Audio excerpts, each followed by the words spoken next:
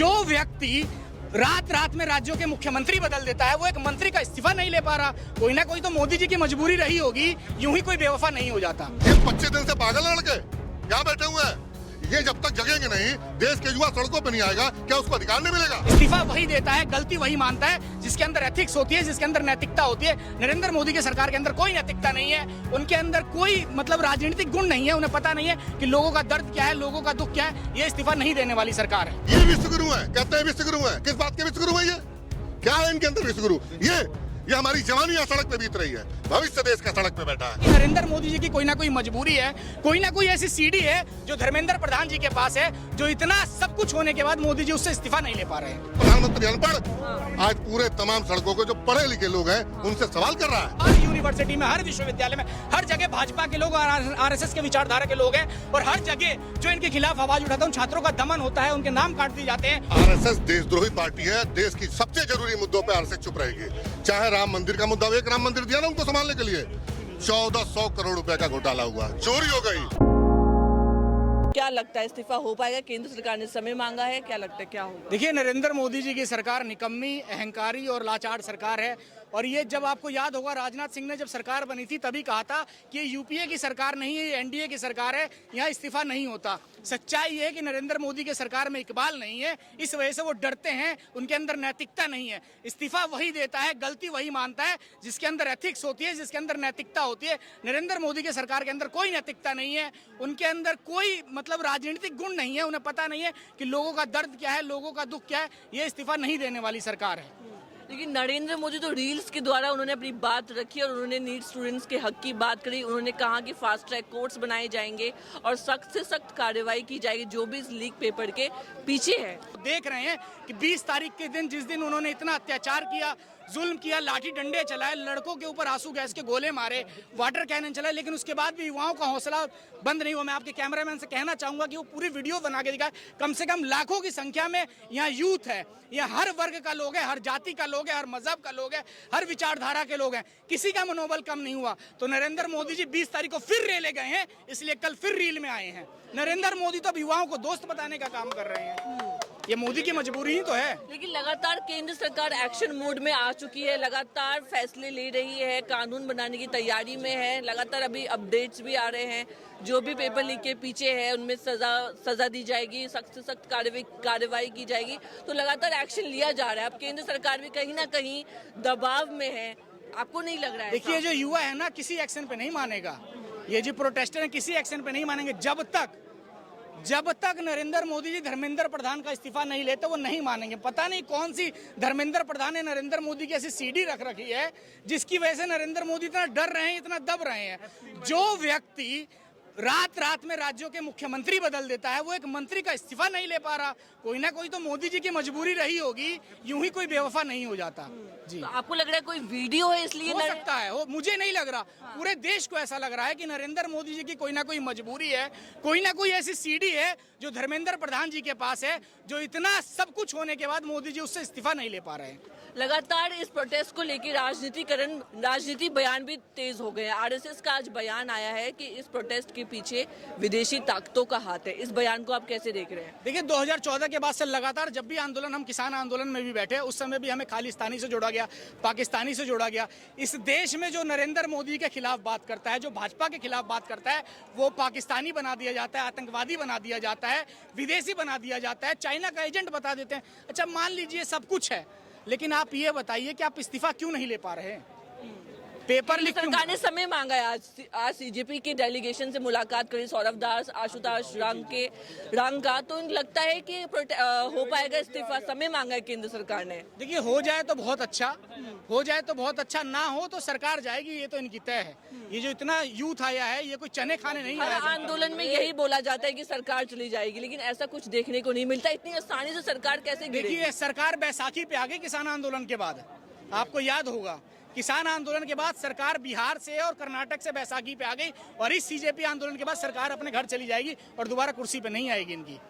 क्या ये सच में ऐसा होने वाला है? ये ऐसा आप लोग होगा। ऐसे हवा में बोल रहे हैं? हवा में नहीं, मैंने जो बताया, जो लाखों भीड़ है ना, ये जैन जी की, इन सबके पास वोटर आईडी कार्ड है नरेंद्र मोदी जी, सबके पहचान पत्र हैं, सब वोट देने का काम करेंगे। और ये आपकी सरकार को हम, अरे ये लोग हनुमान जी को बंदर बना के अपने आरएसएस के सामने नचाने का काम करें, हाथ में झंडा बना के, तो ये सब लेकिन कहाँ जा- यहाँ के स्टूडेंट, दिल्ली यूनिवर्सिटी का स्टेटमेंट आया है कि जो भी स्टूडेंट्स वहाँ जा रहे हैं वो वापस आ जाएं और वहाँ पे ना जाए, वहाँ आंदोलन से बचे। दिल्ली यूनिवर्सिटी का बयान आया तो है। इस सब में तो इन्होंने अपने लोग बैठा रखे हैं ना, दिल्ली यूनिवर्सिटी लो, इलाहाबाद यूनिवर्सिटी लो, लखनऊ यूनिवर्सिटी लो, मेरठ यूनिवर्सिटी लो। मैं खुद एक छात्र हूँ, हमें पता है हर यूनिवर्सिटी में, हर विश्वविद्यालय में, हर जगह भाजपा के लोग और आरएसएस के विचारधारा के लोग हैं।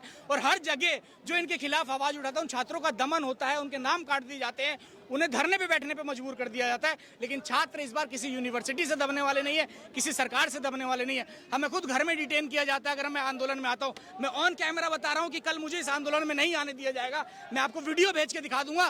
कल मुझे जहां मैं रहता हूं वहां के चौकी इंचार्ज और थाना प्रभारी घर में डिटेन करने का काम करेंगे। रोज हमारे पास फोन है तो रोज दबाव बनाने का काम करते हैं, लेकिन युवा फिर भी दीवार कूद के आने का काम करेगा इस आंदोलन तो में। लगातार मांग करे धर्मेंद्र प्रधान का इस्तीफा, लगता है हो पाएगा? बिल्कुल होगा। कौन है धर्मेंद्र प्रधान? Education minister. भगवान थोड़े हैं इस देश के, इस देश में भगवान थोड़े हैं। इन्होंने चुन के भेजा है, जो छोटे छोटे बच्चे नहीं परिवार के लोगों ने, और आज ये अपने खून पसीने के लिए यहाँ खड़े, अपने भविष्य के लिए खड़े हैं। क्या जरूरत थी इनको स्कूल कॉलेज और किताबें छोड़ के यहाँ बैठने के लिए? शर्म आ रही है उस व्यक्ति को? उनके परिवार के लोग तो विदेश बैठे हैं। उनके अंदर थोड़ी बहुत भी अगर तमीज होती, थोड़ा भी शर्म होता, तो नैतिकता के आधार पे आते और बच्चों से माफी मांगते, कहते मेरे से गलती हुई है।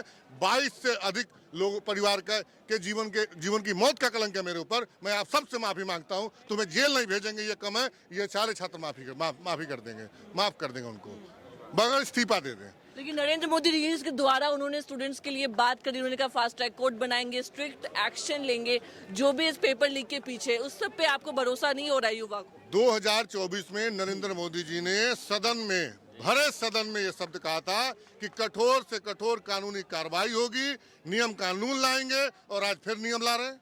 तो उसका मतलब वो कमजोर था।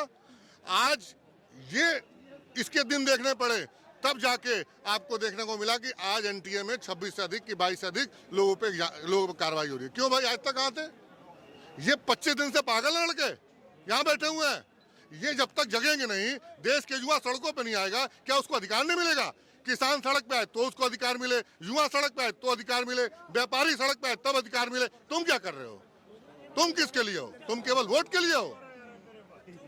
आरएसएस जो है, आज उसका भी बयान आया है कि इस प्रोटेस्ट के पीछे विदेशी ताकतों का हाथ है। लगातार राजनीति बयान भी तेज हो रहे हैं। आरएसएस देशद्रोही पार्टी है। देश की सबसे जरूरी मुद्दों पे आरएसएस चुप रहेगी।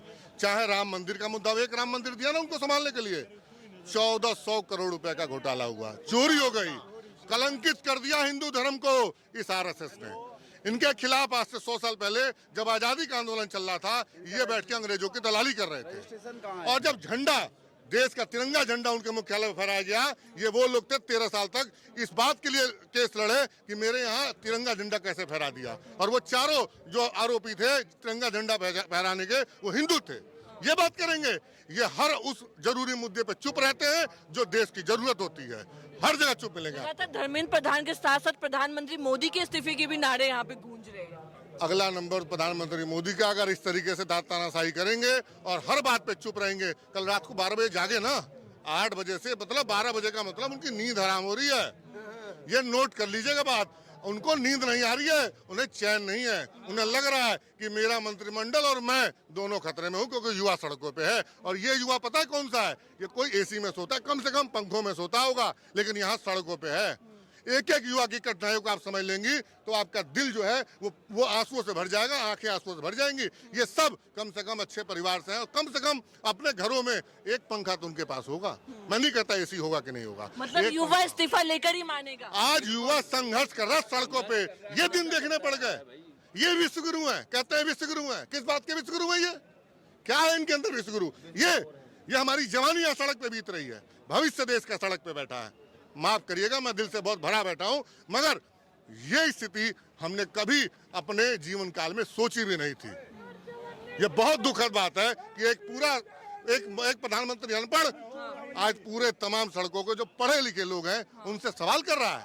इनके लोग कहते हैं कि ये अनपढ़ गंवार हैं, अराजक लोग हैं, आके इनकी आंखों में आंखें डाल के देखिए, ये वो लोग हैं जिन्हें तो ये नहीं पता था कि उनके अधिकार क्या है। आपके संघर्षों ने बता दिया कि इनके अधिकार क्या है, इसलिए आज सड़क पे बैठे हैं।